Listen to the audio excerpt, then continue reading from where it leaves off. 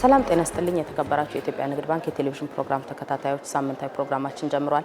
ለዛሬ ወደ እናንተ የምናደርሰው ፕሮግራማችን የውይይት አጀንዳ ነው የሚሆነው። ውይይታችን የሚሆነው በቅርቡ የባንካችን ፕሬዚዳንት አቶ አቤሳኖ የልኡካን ቡድናቸው ይዘው በተለያዩ ሀገራት ከሚገኙ ኢትዮጵያውያንና ትውልደ ኢትዮጵያውያን ጋር ውይይት እያካሄዱ ይገኛሉ። ይህንን አስመልክቶ ደግሞ ማብራሪያ እንዲሰጡን የባንካችን የሲቢኢ ኑር ምክትል ፕሬዚዳንት አቶ ኑሪ ሁሴንን እንግዳ አድርጌ እዚህ አቅርቤያቸዋለሁኝ።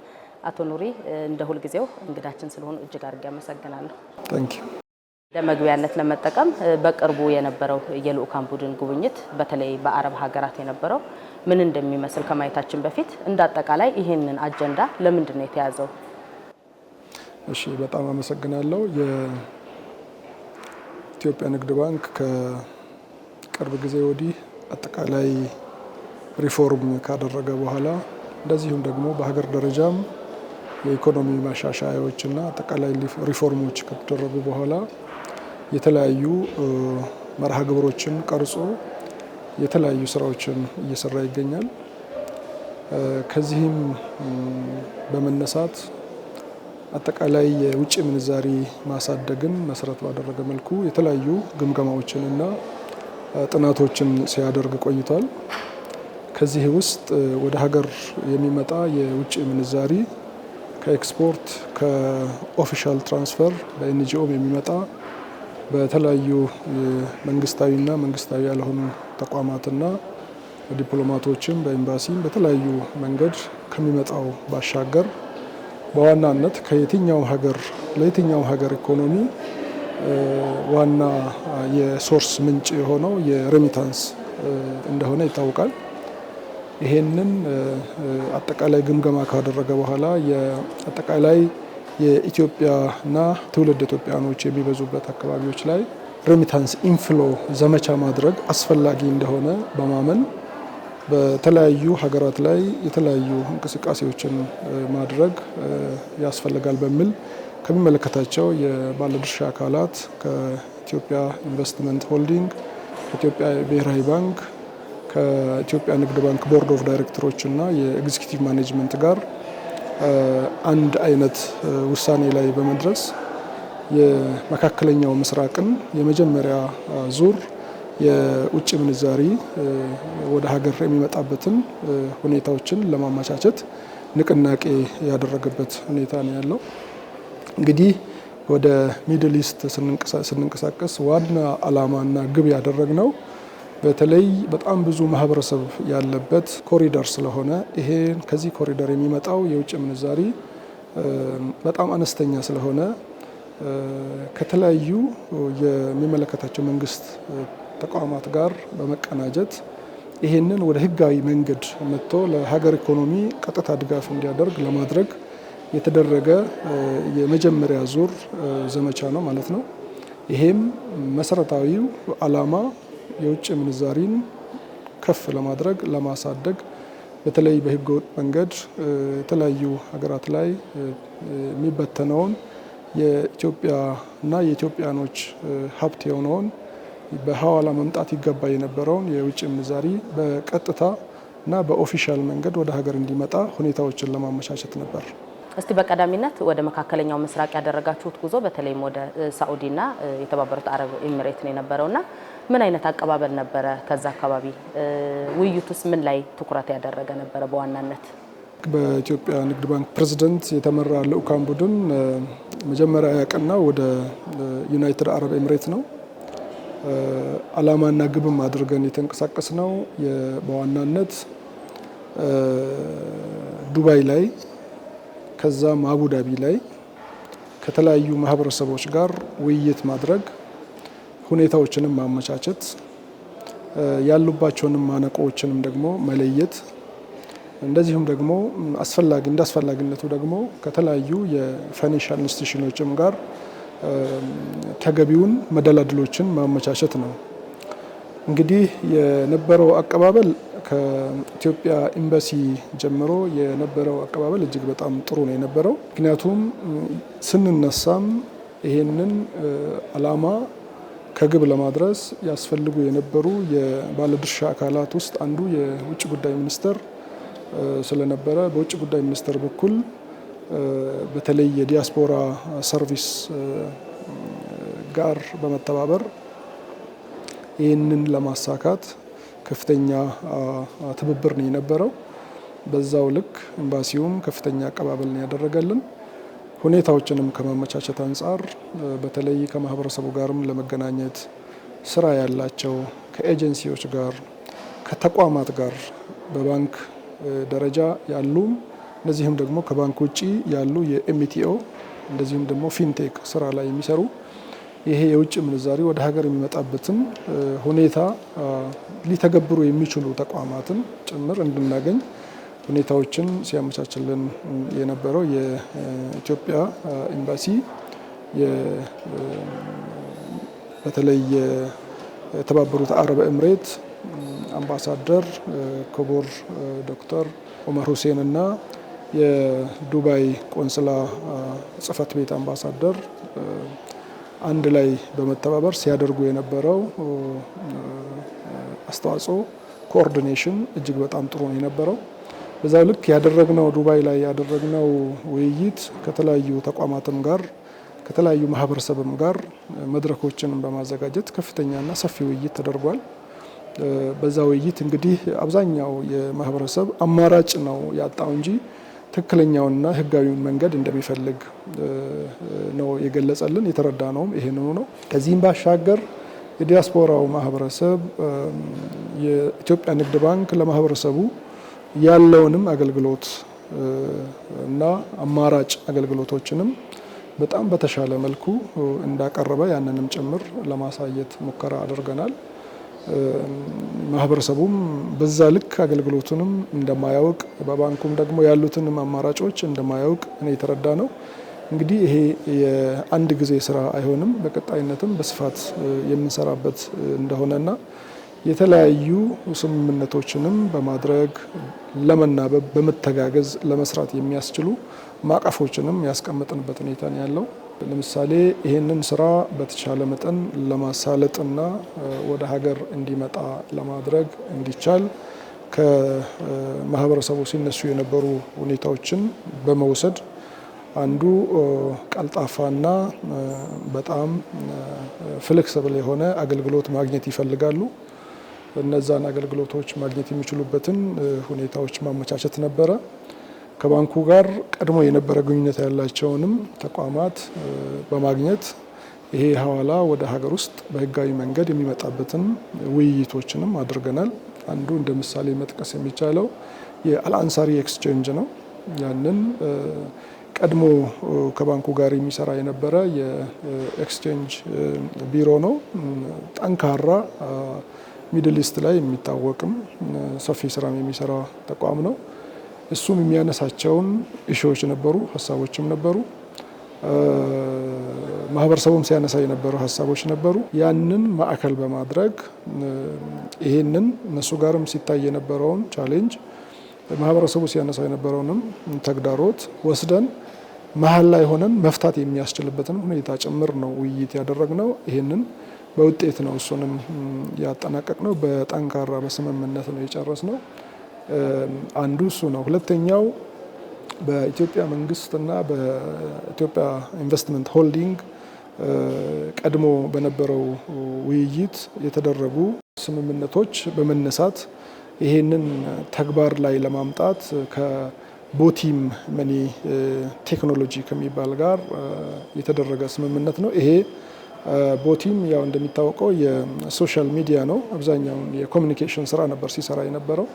አሁን ግን አጠቃላይ የገንዘብ የማስተላለፍ በተለይ የዲጂታል ትራንስፈር ሲስተሙን በዋሌት ሲስተም በማስተላለፍ አብዛኛውን የሩቅ ምስራቅን ከቨር አድርጎ እየሰራ ያለ ትልቅ ተቋም ነው። በጣም ትልቅ ትራንዛክሽን የሚያንቀሳቅስ ተቋም ነው።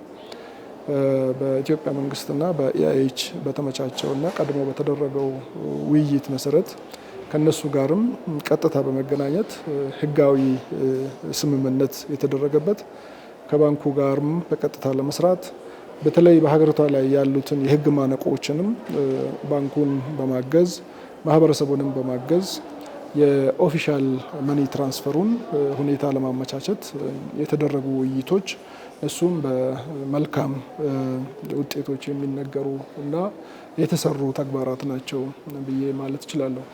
ወደ አቡዳቢም እንደዚሁ በተለይ ዋና መስሪያ ቤታቸውን አቡዳቢ ላይ ለማድረግ በአሜሪካን ላይ ከፍተኛ እንቅስቃሴ ያላቸው ከሶማሊያ አካባቢ በተለይ የሚንቀሳቀስ ከፍተኛ ፈንድ የሚያስተላልፉ ተቋማትንም ጭምር አግኝተን ውይይት አድርገን ከነሱ ጋርም የመግባቢያ ደረጃ ተነጋግረን ኢትዮጵያ ከተመለስን በኋላም ያንን የኮምፕላያንስ ጉዳዮችን ሲያጠናቅቁ አብሮ ለመስራት በመርህ ደረጃ ስምምነት ያደረግንበትን ሁኔታ ማስታወስ ይቻላል።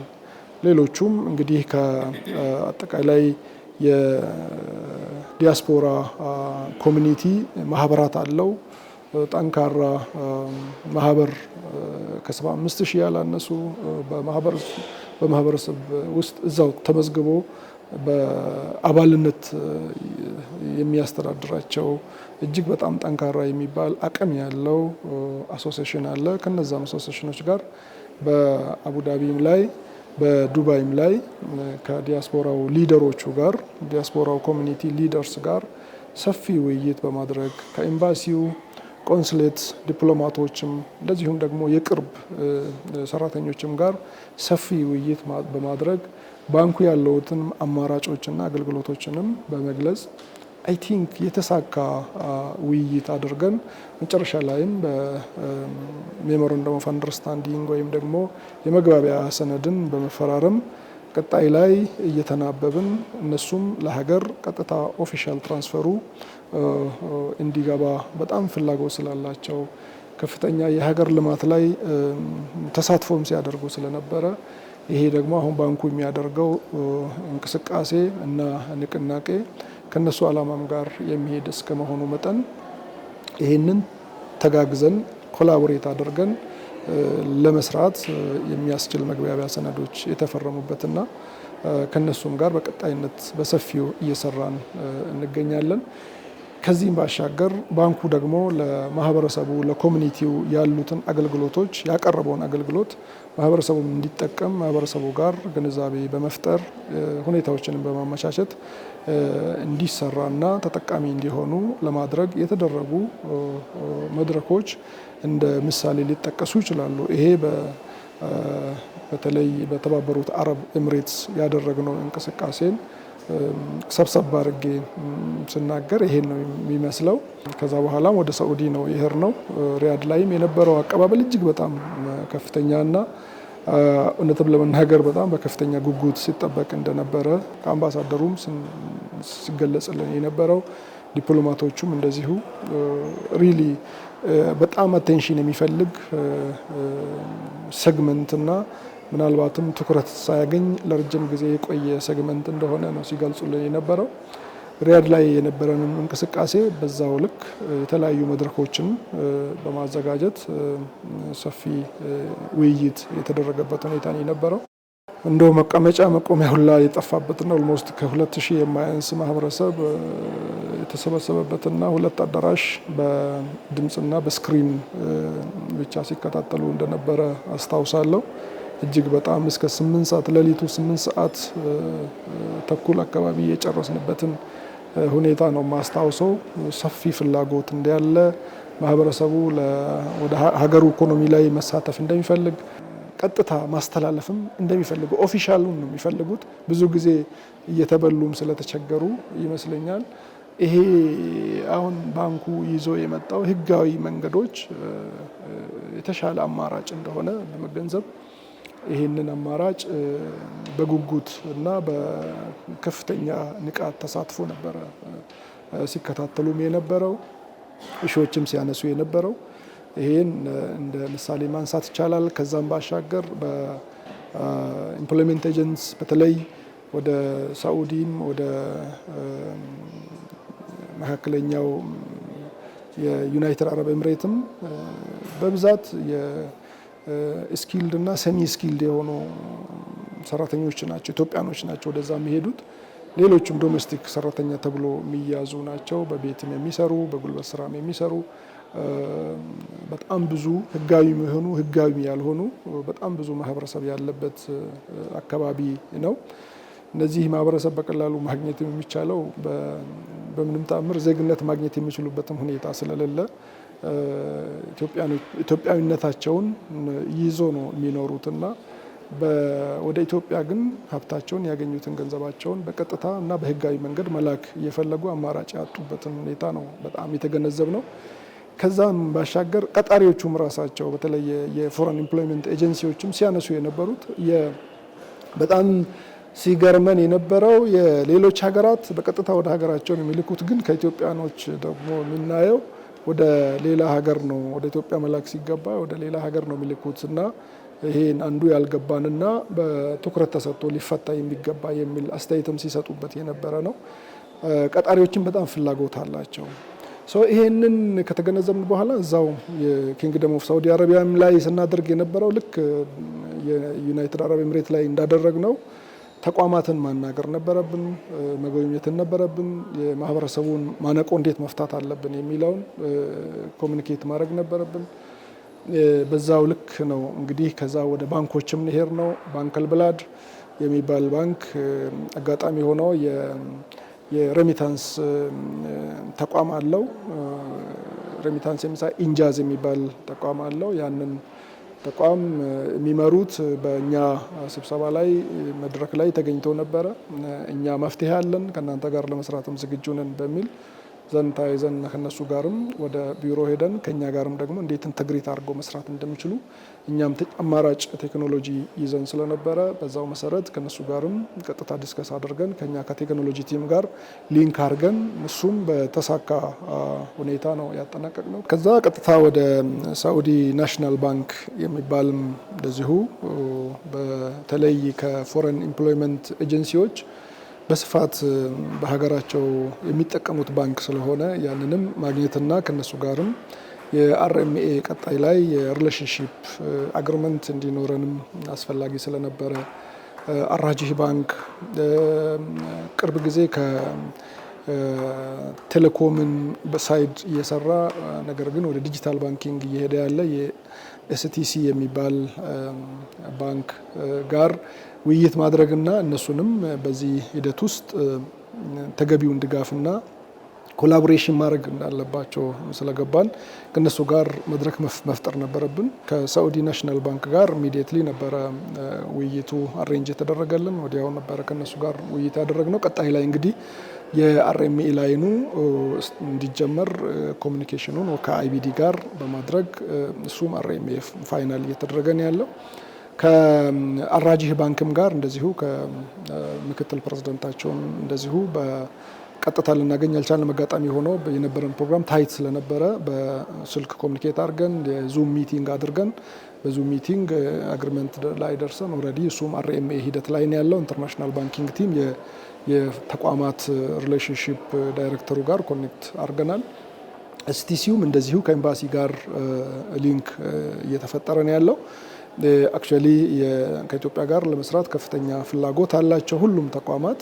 ይሄንን የምናደርገው እንግዲህ በተለይ በዲያስፖራው ማህበረሰብ አማራጭ የለንም፣ በምን መልኩ በቺፕ ዌይ በጣም ፋስት እንደዚሁም ፍሌክሲብል በሆነ መልኩ ማግኘት እንችላለን የሚሉትን ነገሮች አድሬስ ለማድረግ ስለተፈለገ ነው። ከዛ በኋላ ወደ ጅዳን የመጣ ነው። እንግዲህ ጅዳውም ልክ እንደዛው እኛ ከጠበቅነው በላይ ነው ማህበረሰቡ ሲንቀሳቀስ የነበረው። ሰፊ የገበያ ማዕከልም ጅዳ ላይ ነው ያለው። በጣም ብዙ ማህበረሰብ በጣም በርካታ የኢትዮጵያ ኮሚኒቲም ያለበት ከተማና አካባቢም ነው። አጋጣሚ ሆኖ ለእምነቱም በተለይ ለሀጅም ኡምራም ቅርበት ያለው የመካ ከተማ እዛ ቅርብ ስለሆነ በጣም ብዙ ሰው እዛ የመቆየት የመስራት ረጅም ዘመንም የኖሩት ማህበረሰብ እዛ አካባቢ ስላሉ በጣም ብዙ ማህበረሰብ ነው ያለው። በጣም ሰፊ ነው። እዛም የነበረን ውይይት የነበረው ግብአት ተሳትፎ በባንኩም በኩል ደግሞ ለመጀመሪያ ጊዜ ነው እንግዲህ በከፍተኛ ደረጃ የተለያዩ አገልግሎቶችን ምንም አማራጭ የለውም፣ አማራጭ የለኝም እንዲህም ባደርግ የሚል አይነት ምንም አይነት ኢሹም እንዳይኖር ተደርጎ በኢትዮጵያ ንግድ ባንክ በኩል ለመጀመሪያ ጊዜ 50 ቢሊየን ለዲያስፖራ ማህበረሰብ በጀት ተይዞ ይህንንም ጭምር እየገለጽናላቸው ኢቭን በኢንዱስትሪ ቺፕ ታሪፍ ወይም ደግሞ ያው ኢትዮጵያ ንግድ ባንክ ይታወቃል በኢንዱስትሪው ቺፕ ታሪፍ ነው የሚያቀርበው ምክንያቱም ማርኬት ስታቢሊቲውን ዲማንድ ስለሚያደርግ ውዝን ዘባንክ ራሱ ሲቢኢ ራሱ ከሌሎቹ ለሌሎቹ ደንበኞች ከሚያቀርቡ የበለጠ አውርዶ ለዲያስፖራ በዝቅተኛ ታሪፍ አገልግሎቶችን ለማቅረብ የሄድንበት ርቀት ነው እንግዲህ ያየነው። አጠቃላይ ከዲያስፖራው ማህበረሰብ የነበረው አቀባበል ከኤምባሲውም የነበረው አቀባበል በተለይ የፋይናንሻል ኢንስቲትዩሽኖችም የነበረው አቀባበል ኤጀንሲዎችም የነበረው አቀባበል እጅግ በጣም የሚደንቅ ሪሊ ትልቅ የሀገራችንን ሪሶርስ ትኩረት ሳንሰጠው ለዘመናት የቆየንበትን ሁኔታ ራሳችን የገመገምንበት ሁኔታ ነው ያለው። በቀጣይ ላይ ግን በቅንጅት በሰፊው መስራት እንዳለብን የተገነዘብንበት ሁኔታ ነው የነበረው ማለት ነው። እነዚህ ሰዎች በዋናነት ያነሱት ጥያቄ ምንድን ነበር? ግንዛቤ አልተገኘም ማለት ይቻላል። በቀጣይነትስ ምንድን ነው የታሰበው? ኢትዮጵያ ከ5 ሚሊዮን የሚበልጥ ዲያስፖራ ኮሚኒቲ ውጭ ሀገር ላይ አላት። ቀረ የሚሉት ወይ ማስተላለፍ የሚፈልጉት መልእክት ካለ? በማንኛውም መልኩ መምጣት አለበት።